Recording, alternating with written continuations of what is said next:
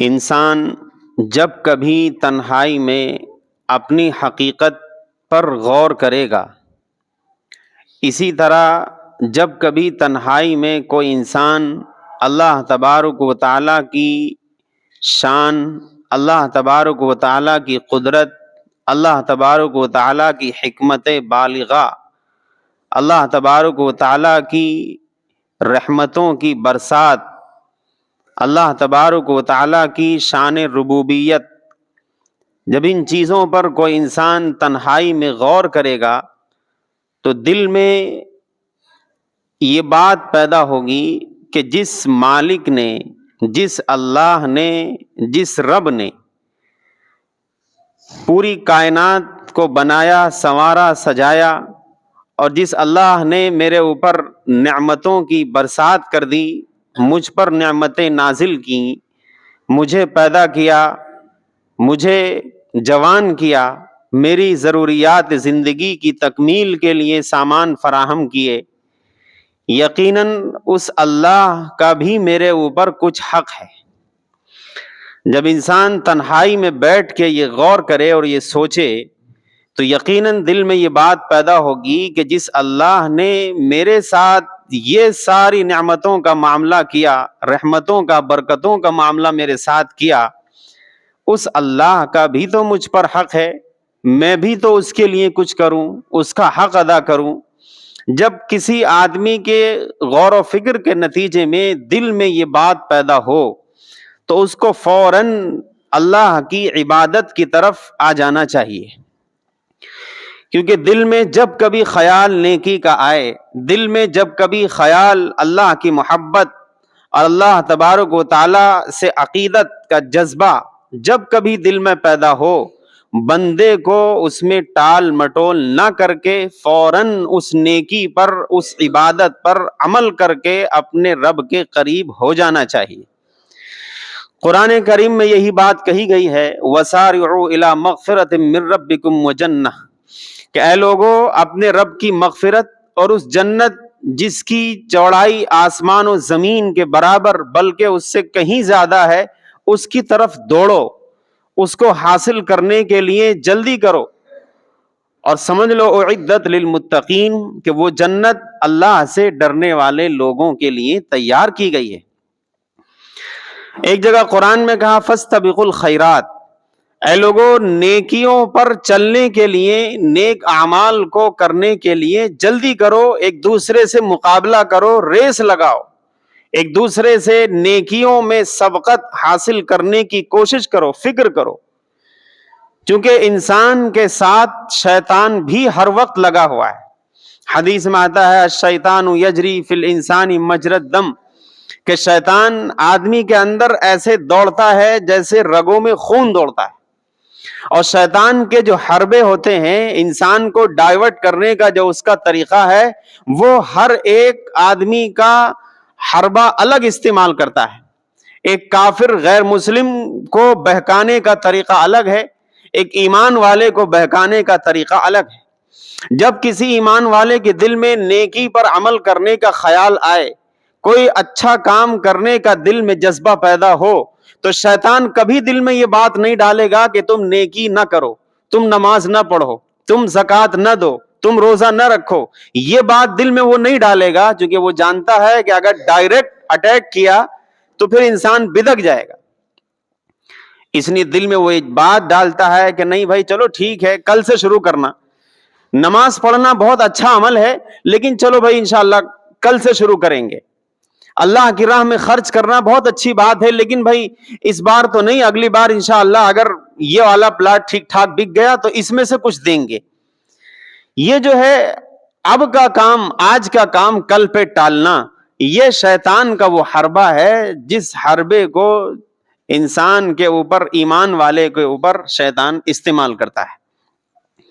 اس لیے کہا گیا کہ کل کرے سو آج، آج کرے سو اب۔ جیسے ہی دل میں خیال آئے کسی نیکی کو کرنے کا، کسی عمل خیر کو انجام دینے کا، فوراً پہلی فرصت میں آدمی اس عمل کو کر ڈالے، کیونکہ نہ معلوم کہ کل پہ ٹالنے کے نتیجے میں کل ہو سکتا ہے زندگی ہی نہیں رہی، یہ ہو سکتا ہے کہ اگر زندگی ہے دل میں وہ جذبہ پیدا نہ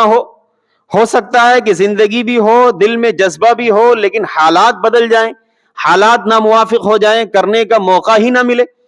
اس لیے فوری طور پر پہلی فرصت میں جب بھی کسی انسان کے اندر دل میں یہ جذبہ پیدا ہو کہ میرے رب نے میرے اوپر اتنا کرم کیا، احسان کیا، فضل کیا کہ پوری کائنات کو میرے لیے بنا دیا، سجا دیا، میری خدمت پہ لگا دیا، محمد الرسول اللہ صلی اللہ علیہ وسلم جیسا عظیم نبی دے دیا، قرآن جیسی عظیم کتاب ہدایت مجھے عنایت کر دی، اور قیامت تک کے لیے میرے دین کو باقی رکھنے کا اللہ تبارک و تعالیٰ نے فیصلہ کر دیا، امت محمدیہ کا فرد مجھے بنا دیا۔ یہ جب بھی یہ سب انسان سوچے گا اور اس کے نتیجے میں جب کبھی خیال اللہ تبارک و تعالیٰ کی طرف جائے کہ اس رب کا بھی میرے اوپر حق ہے، لہذا میں بھی اس کا حق ادا کرنے کے لیے ایک قدم آگے بڑھاؤں، فوراً آدمی کو اس نیکی پر عمل کر لینا چاہیے، ورنہ پھر دل میں بات آتی ہے، چلی جاتی ہے، آگے ٹالا کہ کل کریں گے تو پرسوں کریں گے، اور اس کے بعد کریں گے کہ بھائی داڑھی رکھیں گے لیکن سوچ رہے ہیں حج کر لیں، اس کے بعد واپس آئیں گے تو رکھ کے آئیں گے، موقع ہی نہ ملا، پھر کیا ہوا؟ حج فرض ہو گیا، بیٹی کی شادی ہے بھائی، اس میں بھی تو 8-10 لاکھ کا خرچہ ہے، اس لیے بھائی بیٹی کی شادی نمٹ جائے پھر جائیں گے۔ مسئلہ پوچھتے ہیں لوگ کہ مولانا حج تو ہمارے اوپر فرض ہے، ہمارے پاس یہ زمین جائیداد، یہ ہمارے پاس دولت ہے، لیکن 2 لڑکیوں کی شادی کرنی ہے، اس میں بھی 20-25 لاکھ خرچہ ہو جائے گا، تو کیا ہمارے اوپر حج فرض ہے؟ یقیناً فرض ہے، چونکہ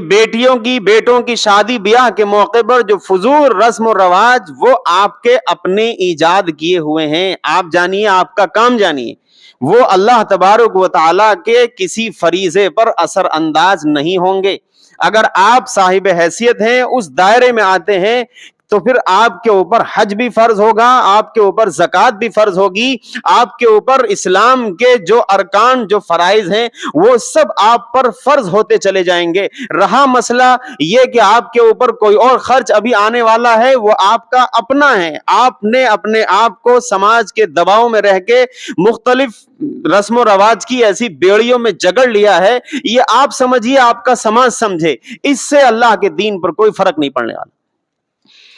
اس نے جب کبھی دل میں خیال آئے فوراً نیکیوں میں سبقت کرو، نیک اعمال کے کرنے میں جلدی کرو، ہوڑ دوڑ جیسے کہ دنیا کو حاصل کرنے اور مال و دولت جمع کرنے، کہ اس کا مکان ایسا بنا ہے تو میں جب بناؤں گا تو اس سے اونچا بناؤں گا، اور اس کی فیکٹری ایسی ہے جب میری ہوگی تو دیکھنا اس سے بہترین ہوگی، اس کی گاڑی ایسی ہے جب دیکھنا میں لاؤں گا تو اس سے لگزریس گاڑی لے کر کے آؤں گا۔ یہ جس طرح سے دنیا کو حاصل کرنے اور کمانے میں ایک دوڑ لگاتے ہیں، ریس لگاتے ہیں، جو بالکل پسندیدہ عمل نہیں ہے، بالکل یہی دوڑ اور یہی مبادرت اور مسابقت الی الخیر، جب یہی دوڑ لگانا اور ریس لگانا نیکیوں میں دوسرے سے آگے بڑھنے کی دوڑ اگر ہو تو یہی دوڑ اللہ کے یہاں بڑی پسندیدہ ہے۔ صحابہ کرام اس کو خوب سمجھتے تھے۔ ایک غزوہ ہے، ایک جنگ ہوئی ہے، غزوہ تبوک، جنگ کی نوبت نہیں آئی تھی لیکن بہرحال سفر کرنا پڑا۔ غزوہ تبوک، رسول اللہ صلی اللہ علیہ وسلم کے جو حالات تھے، جو صحابہ کرام کے حالات تھے غزوہ تبوک کے موقع پر، وہ بڑے ہی دشوار کن اور پریشان کن حالات تھے۔ گرمی کا سخت موسم تھا،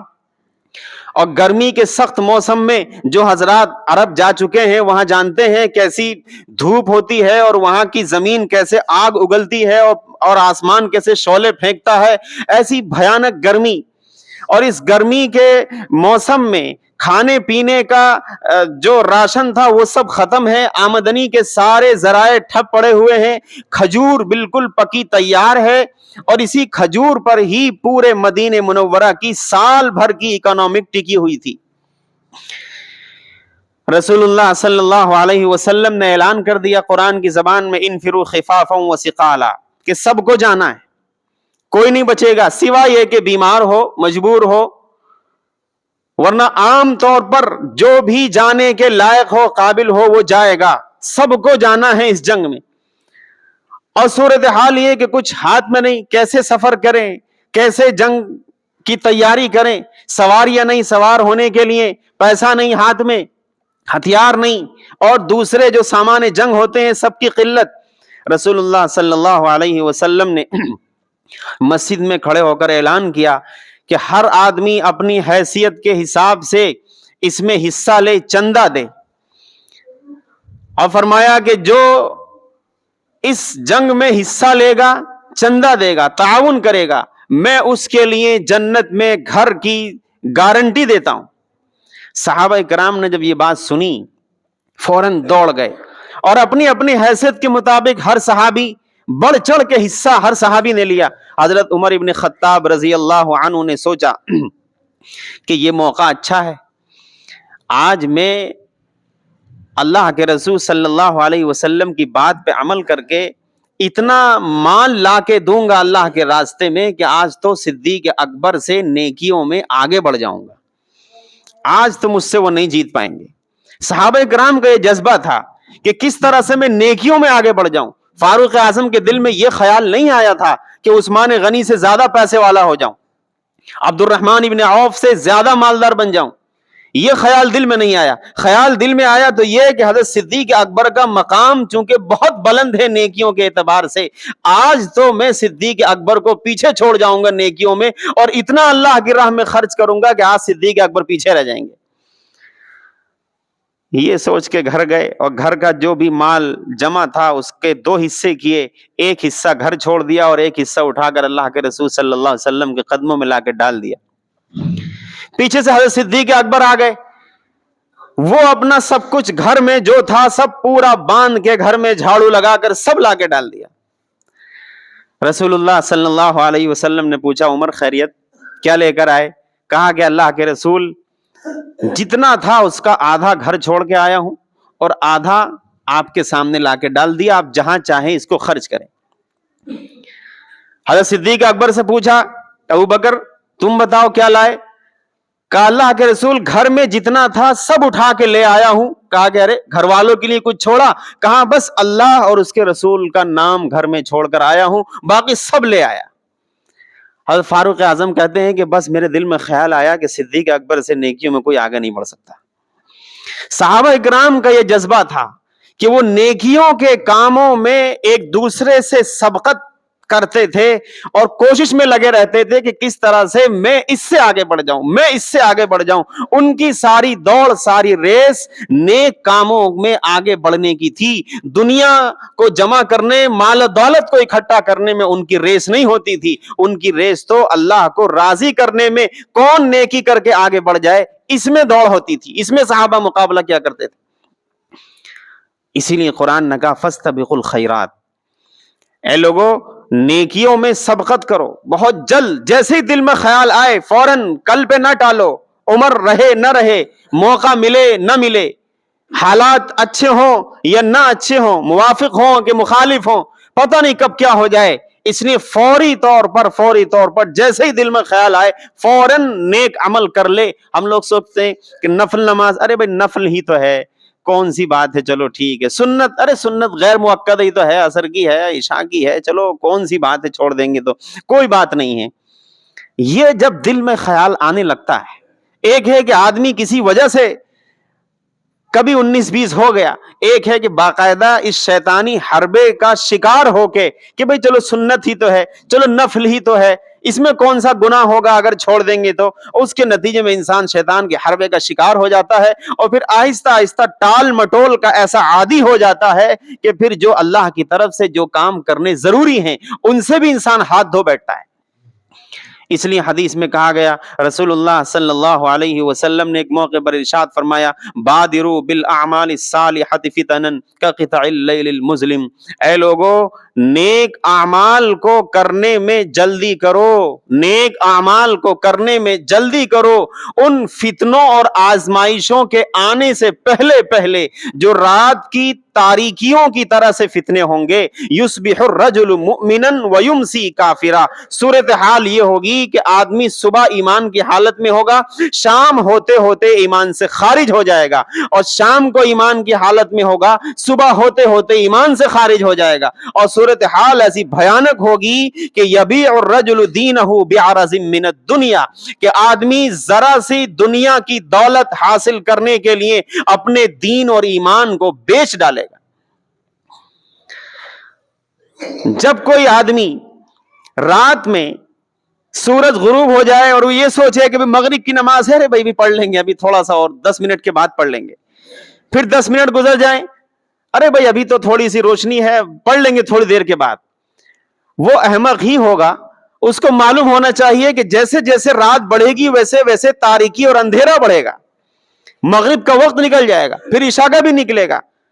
اس طرح سے رات اندھیری سے اندھیری ہوتی چلی جائے گی، موقع ہاتھ سے چلا جائے گا. ایسے ہی فتنے ہوں گے، ایسی آزمائشیں ہوں گی کہ آدمی کی صورتحال یہ ہوگی کہ صبح ایمان کی حالت میں بیدار ہوا اور شام تک دنیا میں ایسی آزمائشوں کا شکار ہوگا، مال و دولت اور حصول دنیا کے لیے ایسا فکر مند ہوگا کہ ذرا سے مال لینے کے لیے اور ذرا سی دولت اکٹھی کرنے کے لیے آدمی اپنے ضمیر کو بیچ ڈالے گا، اپنے ایمان اور اپنے دین کا سودا کر ڈالے گا. ایسے حالات کے آنے سے پہلے پہلے رسول اللہ صلی اللہ علیہ وسلم نے فرمایا بادروا بالاعمال الصالحہ، اے لوگوں نیک اعمال کرنے میں جلدی کرو ورنہ موقع ہاتھ سے نکل جائے گا، حالات بدل جائیں گے، ناموافق حالات ہو جائیں گے، پھر کرنا بھی چاہو گے تو نہیں کر سکو گے. اس لیے جب کبھی کسی آدمی کے دل میں یہ خیال پیدا ہو، یہ جذبہ پیدا ہو کہ نیکی ہے اس پر عمل کرنا چاہیے، اچھا کام ہے اس پر عمل کرنا چاہیے، نماز ہے فوراً پڑھ لینی چاہیے، روزہ ہے وقت پر ادا کر لینا چاہیے، زکوٰۃ ہے وقت پر ادا کر دوں، کسی کی مدد ہے وقت پر میں اس کو دے کر اس کا کام چلا دوں، جو بھی کبھی نیکی کا داعیہ اور جذبہ دل میں پیدا ہو فوراً اس پر عمل کرو، اور عمل کرنے کے بعد اللہ کے قریب ہو جاؤ. نہ معلوم کب کیسے حالات آ جائیں، زندگی رہے نہ رہے کسی کی کوئی گارنٹی نہیں ہے. اس لیے وقت رہتے ہوئے ہر انسان کی یہ کوشش ہونی چاہیے کہ میں اپنے طور پر اللہ تبارک و تعالیٰ کے جو حقوق میرے اوپر ہیں ان کی ادائیگی کی فکر میں لگ جاؤں، اللہ کے قریب میں چلا جاؤں. اللہ تعالیٰ عمل کی توفیق دے.